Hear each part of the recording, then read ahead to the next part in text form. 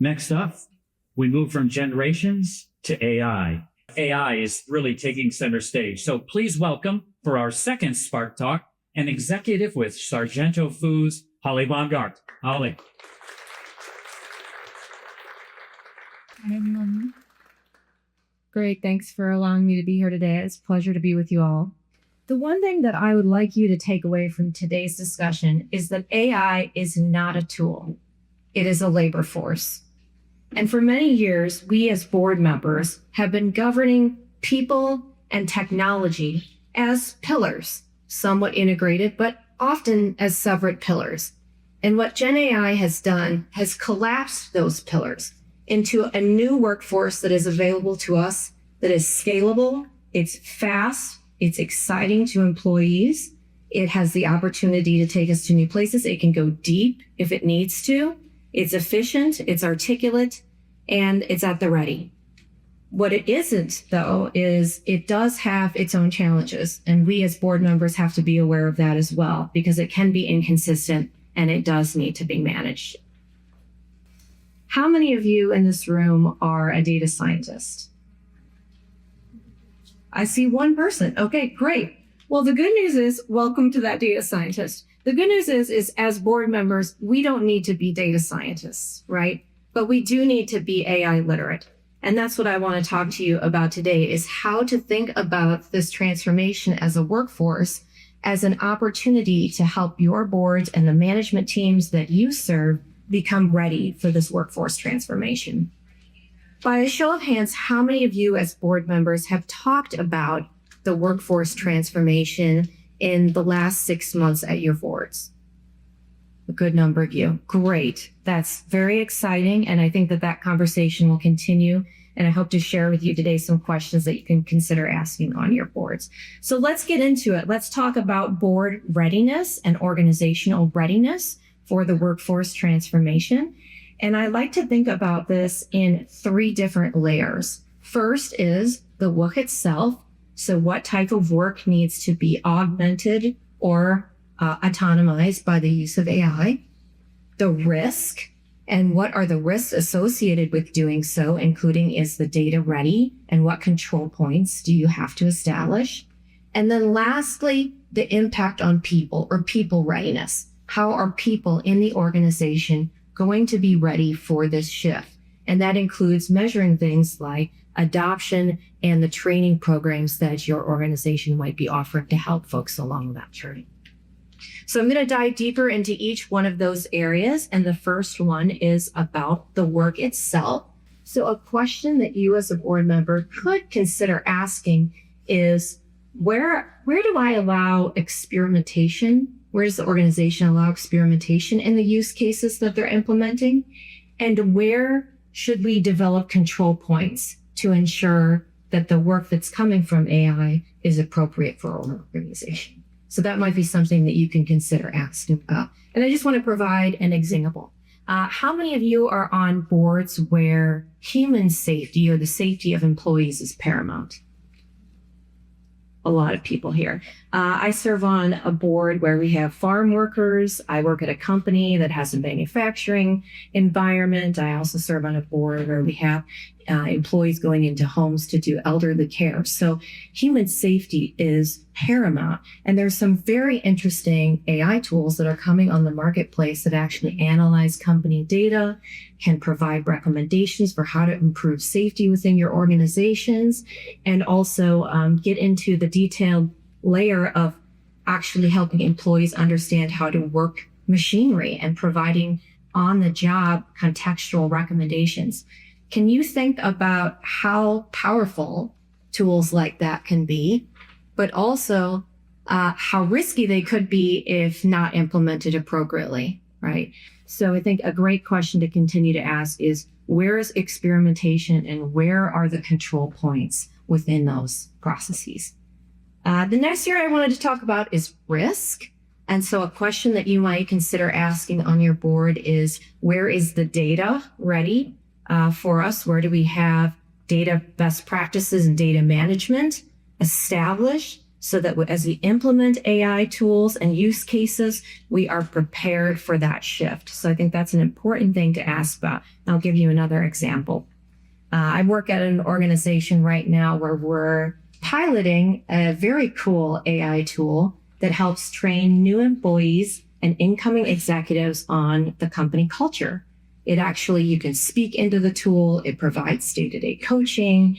It gives you opportunities, ways to frame and understand the culture of the organization, which can be, again, super powerful example. But if it doesn't have the right data or the organization hasn't prepared the right cultural elements, can you imagine what the outcomes could be? So in thinking about understanding that data going forward, that's a great place for you as a board member to continue to ask about. And also, where are the control points? And we'll talk a little bit more about that in a second. So the last pillar is around the people themselves and getting people ready for the change that's coming for them in the workforce.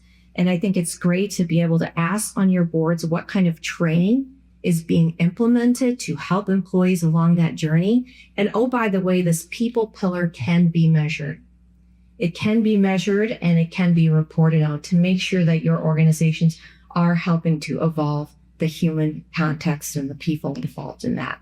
As I look across the organizations that I serve today on boards, I see a lot of companies implementing AI training for leaders. I also see companies implementing AI training for efficiency to use efficiency tools, which is outstanding. But what I don't see as much yet, and I think is going to be coming and potentially the next frontier, is specific on-the-job training for how to use AI and how your job role as an employee will shift and the demands on you and the opportunities you have will shift. And I think that's the next frontier. So I want to talk a little bit about why some of these shifts are happening. We know the generational workforce is one of them, but how many of you here in the room are concerned about hallucinations in the AI tools that you might be implementing? I see a lot of hands, yeah. And I do think that that is something as board members that we should be concerned about. But I do also want you to be aware that the number of hallucinations and the impact of those is significantly decreased since we implemented AI. In 21, hallucinations were happening up about 22%. And now it's way less than 1% on the top models. So it is happening. It is something for us as board members to be aware of. But it's also important for us to be aware of is that is changing and the models are getting much stronger. And that is building trust with employees. And I think that's really key. It's building trust where employees are using the tools and seeing what kind of output can come from them and then encouraging adoption as a result of that. So the kinds of things that you'll see happening, I believe, is that the workforce, the work that people are doing is changing. Instead of being the writer of documents, they need to be in a judgmental mode of how are they reviewing those documents. Instead of building things from scratch, they're reviewing outputs from an agentic process. Instead of developing content themselves, they're reviewing and critiquing that content and need to provide feedback on how to make it better and stronger and rerun with model. So those are the kinds of shifts that employees are going to be experiencing as more AI tools and models roll out embedded within their day-to-day jobs. And so as a board member, what you're going to see in the work, in the risks, and the people, in the work, we're going to see employees who have different types of responsibilities. In the risks, we're going to see employees having to think about where do they insert themselves to ensure there's no control points. And in the people, just going through that change management of my job is changing. What's needed from me is changing. And I have to take myself away from the work that I've known and done for many years into doing things differently. So those are the kinds of things I think that you as board members are going to need to think about. I want to share a quick story. So at the company I currently work with, I lead a team that develops new products, at Sargento, and we're in charge of bringing new products to the grocery store. So think of that as new varieties of cheeses, new snack items. It's a really super exciting space, right? And I have employees in my team that have done this type of work for many years, and they're very proud of that work. There are now AI tools that we're looking at evaluating and implementing that do this process really for us, right? And it's honestly kind of amazing. There's a model that will ideate and create new product ideas. There's a model that will test those ideas and critique them, rewrite them, make them stronger, test them with synthetic consumers, reevaluate the product concept, update it, rewrite it so that it's stronger, test it with real consumers that it has engaged with, provide feedback, update the concept, prioritize it, then take the top opportunities, write a business case with deep research, comparing the competitive analysis, create a pricing recommendation, a promotional recommendation, and then create a final recommendation for you to take to your executive leadership team for what projects to implement. There's a system that does that. And I've seen it, and so when you think about that, think about my employee on that team who has done that work that honestly takes years to do that. And now you've got a tool that's going to do that. And their job is going to be, where do I insert myself into this process to provide feedback? How do I take this output and critique it and rerun it and think about where I fit in within that? And how do I critique those evaluations and bring them forward and make them stronger? It's very different work. So it's just one example that I hope puts you kind of in the mindset of what people will ultimately be experiencing in the shift that we'll ultimately see.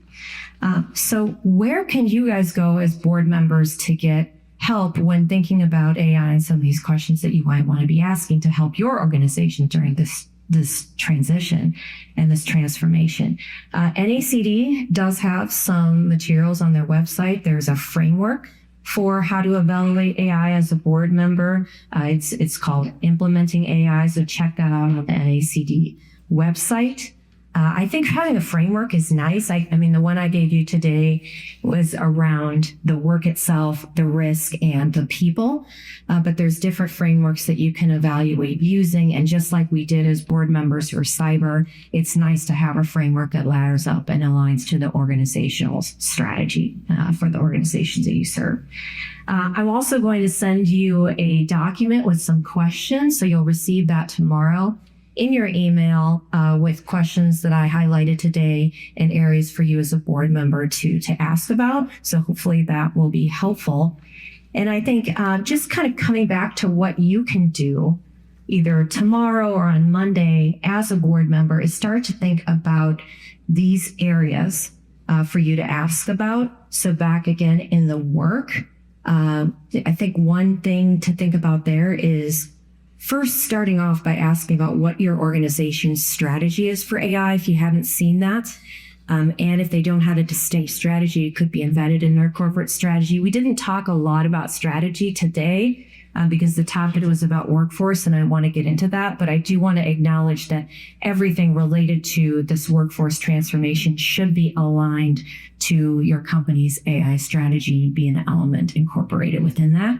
So ask about that first, and then ask about what are the use cases, and if those use cases are ranked from an opportunistic perspective, because what we're seeing is AI is something that can be governed, but it can also be a huge opportunity for your organization to advance. Asked about that, and then asked about how have you ranked those use cases in context of risk as well. And then when you get to the people element, think about how you can put yourself in the shoes of those employees that will be going through the change and start to measure the opportunity that the organization is managing through that and look at some of those measurements. Examples of measurements could include things like adoption rates, surveys from employees, training done by management to the employees themselves, and not just overarching training, but actually getting into training for their specific work function. We're seeing AI tools be developed in HR, accounting, new products. It's every function in the organization, and we need to get into that level of training, especially as projects and use cases get implemented. So those are just some of the areas that I think you guys can dig into. And my personal view is that we can guide organizations in this space. And if we're not looking at AI as a workforce transformation in addition to a governance transformation, we could be missing a great opportunity. And the organizations that do look at it in that context, I believe, will ultimately gain a competitive advantage and be rewarded. So thank you for listening today. I'm going to be here the rest of the day too to answer any questions as well. And I really give you a lot of support and love from my heart on this journey, because I think we as board members can really make a difference for the people that are in the organizations we serve. Thank you.